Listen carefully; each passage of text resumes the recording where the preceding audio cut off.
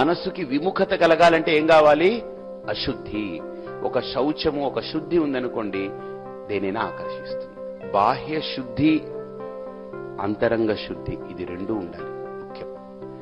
ఆ శౌచం లేకపోతే, ఆ శుద్ధత లేకపోతే, ఆ శుద్ధత ఎక్కడెక్కడ ఉండాలి?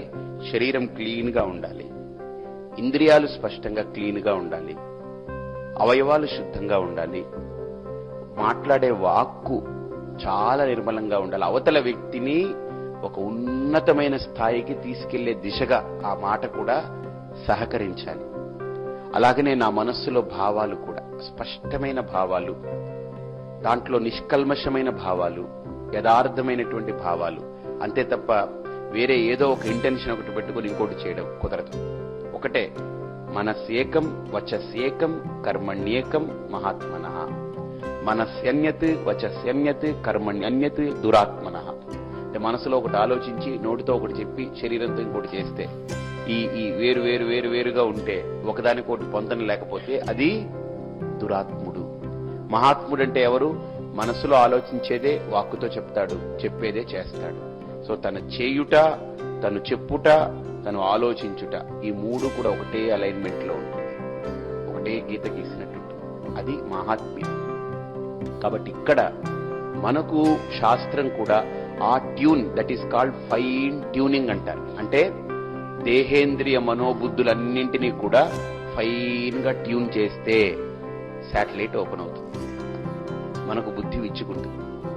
ఆ ట్యూనింగ్ కనుక లేకపోతే బుద్ధిలో ఏదో ఒక అడ్డు, ఏదో ఒక ప్రతిబంధకం, ఏదో క్లమ్జీనెస్ అది వస్తూనే ఉంటుంది, అడ్డుకుంటుంది.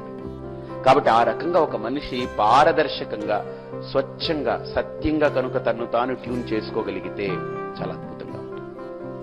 అందుకని ఇక్కడ ఆ ఫైన్ ట్యూనింగ్కే ఇక్కడ ఉపాసన అనేటువంటి చెప్పబడింది. ఈ ఉపాసన ఒక పరమాత్మ యొక్క స్వరూపాన్ని, ఆ స్వరూపానికి ఉన్నటువంటి కొన్ని గుణాలని, ప్రకృతిలో ఉండేటువంటి ఒక అంశాన్ని తీసుకుని, దాన్ని పరమాత్మ ఆలంబనంగా తీసుకుని దాన్ని ఉపాసన చేయమంటుంది. అది ఏమిటి ఉపాసన అంటే? హిరణ్య గర్భుడు. ఎవరు? హిరణ్య గర్భోపాసన. దాన్ని హైరణ్య గర్భం అంటుంది. చాలా గొప్ప ఉపాసన. ఆ ఉపాసన ఎలా చెయ్యాలి అంటే, లోపల ఒక సూర్య బింబం ఉంది కదా, సూర్యుడి యొక్క బింబం మనకు కనపడుతుంది. ఆ సూర్య బింబాన్ని లోపల స్మరిస్తూ, ఆ సూర్య బింబము, సూర్యుడంటే ఆ బింబమే కాదు, అందులో హిరణ్య గర్భుడు ఉన్నాడు.